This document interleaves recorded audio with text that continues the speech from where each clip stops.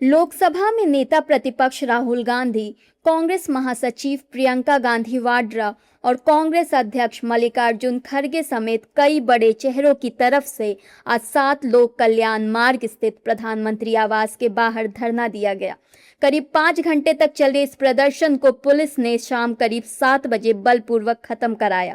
इसके बाद दिल्ली पुलिस की तरफ से राहुल, प्रियंका के साथ कई कांग्रेस नेताओं और यहां तक कि धरने में पहुंचे समाजवादी पार्टी के नेता अखिलेश यादव तक को हिरासत में लिया गया। काफी बवाल के बाद राहुल, प्रियंका, अखिलेश को पुलिस ने छोड़ा।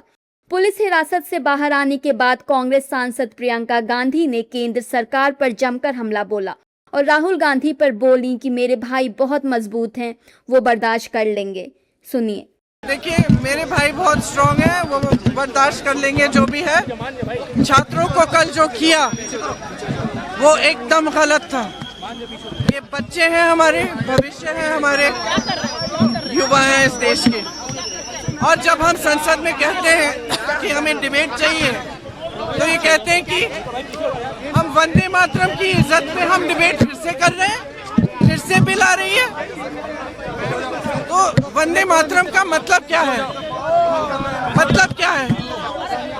हमारी मातृभूमि क्या है, किसकी है? अगर हम अपने बच्चों पर दमन करेंगे, उनको इस तरह से मारेंगे, पीटेंगे और उनका भविष्य सुरक्षित नहीं कर सकते, यही तो हमारी मातृभूमि है, यही तो है हमारी जनता, ही तो हमारा देश है।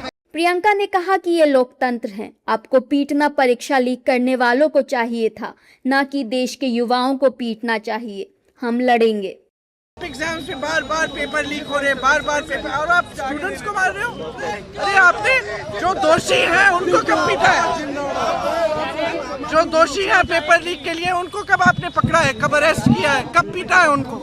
आप स्टूडेंट्स को अरेस्ट कर रहे हो हॉस्पिटल में, बच्चियां हॉस्पिटल में। ये क्या हो रहा है? ये लोकतंत्र है? Right to protest is a fundamental right and no government has the right to suppress that right. This is a democracy. This is a democracy which belongs to the people.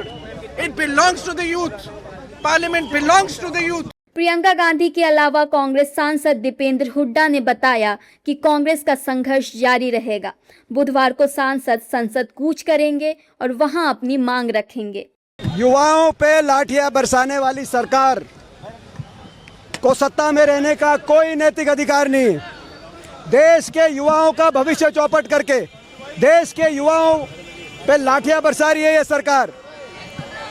हमारी मांग है धर्मेंद्र प्रधान इस्तीफा दे और लोकसभा और संसद में देश की शिक्षा और परीक्षा व्यवस्था में संपूर्ण बदलाव पर चर्चा हो। जब तक ये मांगे पूरी नहीं होंगी तब तक हम लड़ाई लड़ेंगे। सड़क से लेकर संसद तक लड़ेंगे। कल संसद में पहुंचेंगे। वहीं हिरासत से बाहर आने के बाद सपा प्रमुख अखिलेश यादव ने केंद्र की सरकार और यूपी की सरकार पर भी निशाना साधा और कहा कि सपा हमेशा पेपर लीक मामले के मुद्दे को उठाती आई है। जब सब चले गए तो हम भी चले जाएंगे, क्योंकि पुलिस के पास कोई इंतजाम रखने का नहीं है। देखिए लगातार समाजवादी पार्टी ने, समाजवादी लोगों ने ये बात कही और आपको याद होगा कि उत्तर प्रदेश में 20 पेपर लीक हुए हैं। वो मुकाबले में दिल्ली सरकार से आगे हैं। यूपी की सरकार डबल इंजन की सरकार, उनके जो टैंक हैं वो इतने बड़े हो गए भ्रष्टाचार के, जिसकी आप कल्पना नहीं कर सकते हैं। अगर भारत सरकार में पेपर लीक हो रहे हैं तो यूपी सरकार भी आगे है, वो भी पेपर लीक कर रही है। अगर यहाँ पेपर लीक हुए हैं तो यूपी में 20 से ज्यादा पेपर लीक हुए। इस पूरे प्रदर्शन के बीच राहुल गांधी की चोट भी चर्चा में है। कांग्रेस से लेकर तमाम नेता उनकी चोट को हाईलाइट कर उन्हें देश का नेता बता रहे हैं। बहरहाल दिन भर चला शोर अब शांत होता दिख रहा है। हालांकि खबर है कि सभी कांग्रेस सांसद बुधवार को संसद में जोरदार हंगामा कर सकते हैं और नीट पेपर लीक पर चर्चा और धर्मेंद्र प्रधान के इस्तीफे की मांग कर सकते हैं।